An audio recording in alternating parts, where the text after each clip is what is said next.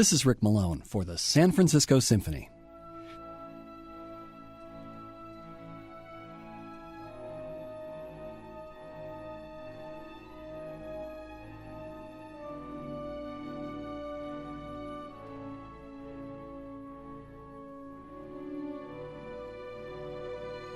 The story of Hector Berlioz's relationship with William Shakespeare is a story of life imitating art, with art coming out the clear winner. In 1827, when Berlioz was 24 years old, he went to see productions of Hamlet and Romeo and Juliet and fell head over heels in love. Even though he knew no English, he could still grasp the meaning of the drama and the poetry of the words, and in more ways than one, Shakespeare became his lifelong obsession. He bought the plays in translation, gave dramatic readings, and discussed them endlessly with other artists like Victor Hugo and Alexandre Dumas. He saw the whole heaven of art and understood the true meaning of grandeur, beauty, dramatic truth." End quote. And just about every artist and would-be artist in Europe responded the same way. Shakespeare confirmed their belief that the subject of art was life, and its limits those of existence itself, and thus the Romantic era was born.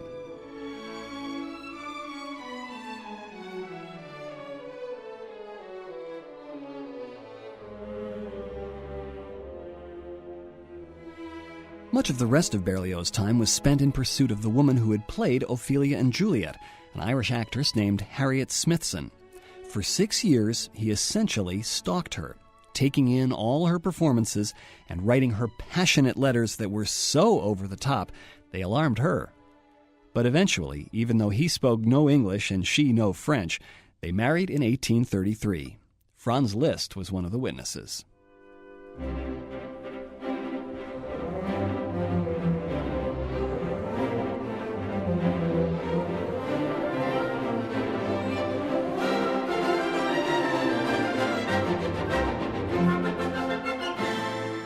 Hector and Harriet may not have been as star-crossed as Romeo and Juliet, but the marriage did not last. Harriet was on the downside of her career, and a tragic accident only hastened the process. She was already an alcoholic with a violent temper, and Berlioz eventually left her for another woman.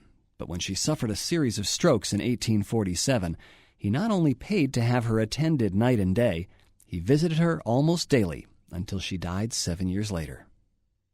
In the meantime, Berlioz continued to compose, making his living as a critic while writing works that bewildered conservative Parisian critics, like his Requiem, the Symphonie Fantastique, and Harold in Italy, his symphony with viola solo. He had written Harold for the great violinist Niccolò Paganini, who initially refused to play it, saying it wasn't virtuosic enough for him. Paganini finally did hear it played by someone else, and was so overwhelmed that he sent Berlioz a gift of 20,000 francs, about $90,000 in today's money. The gift enabled Berlioz to get out of debt and return to a project that he had neglected for some time, a dramatic symphony based on Shakespeare's Romeo and Juliet.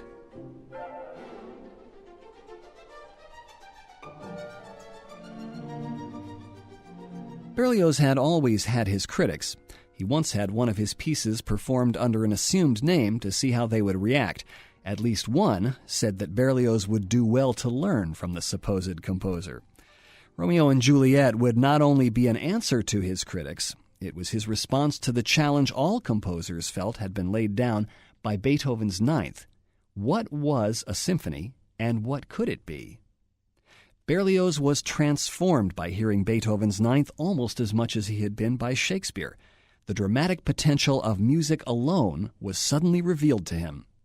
Berlioz proposed a Romeo and Juliet that was almost an anti-opera, in which the words served mostly as scene setters, and the important actions and emotions were expressed instrumentally by the orchestra, in what Thomas Mann called that speaking unspokenness that belongs to music alone.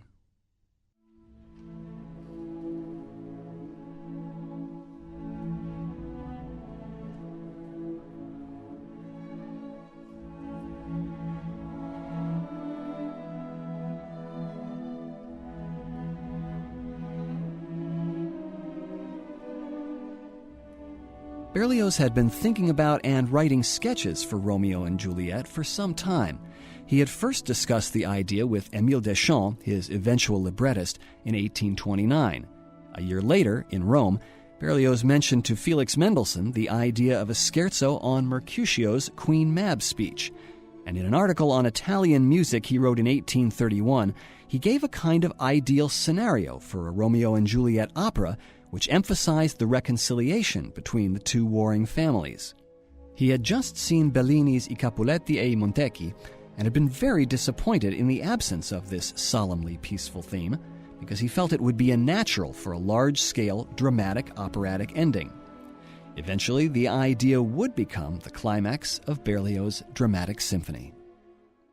The complete symphony for chorus, orchestra, and speakers is divided into 7 parts, but the ones you'll hear most often in the concert hall are the 3 central orchestral scenes, which correspond to an allegro, adagio, and scherzo of the conventional symphony of the time. The finale is made up of the remaining choral scenes depicting Juliet's supposed death, the funeral procession, the 2 lovers' suicides, and finally the grand scene of reconciliation, which turned out to be grander than almost anything on the operatic stage at the time.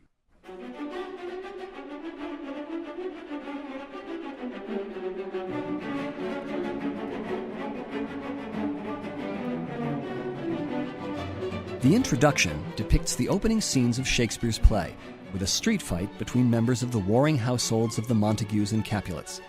The fight is broken up by a brass fanfare, signaling the entrance of the Prince of Verona, who orders the families to keep peace on pain of death.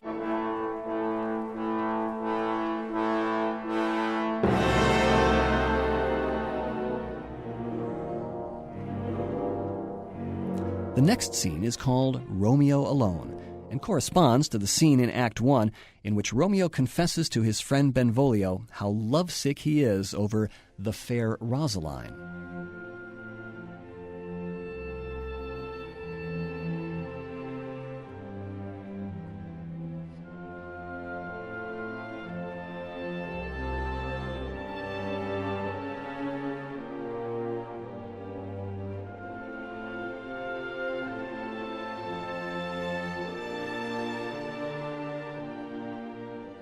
The scene ends with the sound of the party at the Capulets, which Romeo and his friends crash, and at which he first catches a glimpse of Juliet.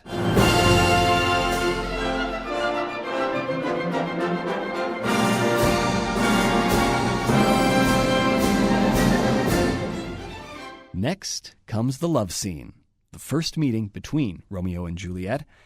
Berlioz often said this was the music he loved best of any he had written.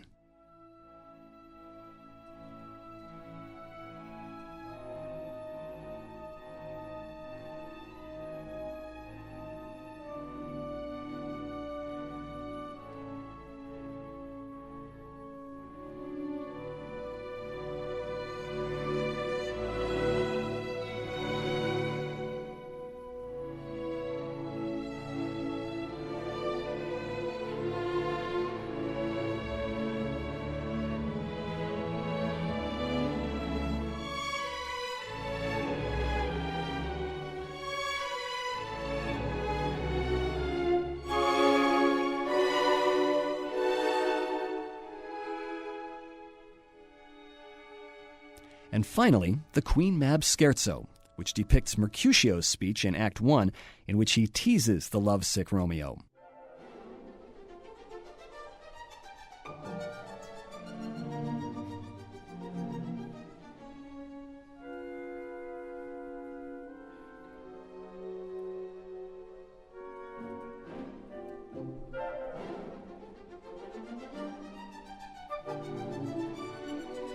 Mab is the queen of the fairies, and Mercutio describes how she comes in dreams in different guises to bewitch men's minds.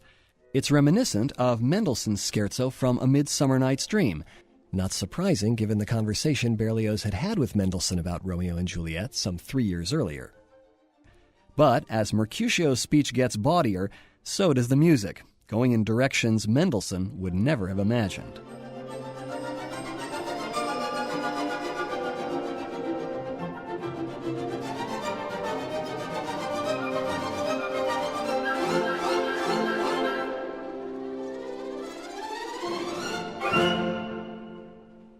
full symphony had its premiere in 1839 with Berlioz conducting. The critics were mystified, as much by the unorthodox structure of the work as by the whole idea of an anti-opera, as Berlioz had put it. But Franz Liszt was a great admirer of the work, and Richard Wagner was overwhelmed. He realized how much he could learn from it, especially from Berlioz's use of recurring themes and signature melodies, what Wagner would eventually call leitmotifs. Just as Romeo and Juliette would not have been possible without Beethoven's Ninth, Wagner's Ring Cycle might not have been possible without Romeo and Juliet.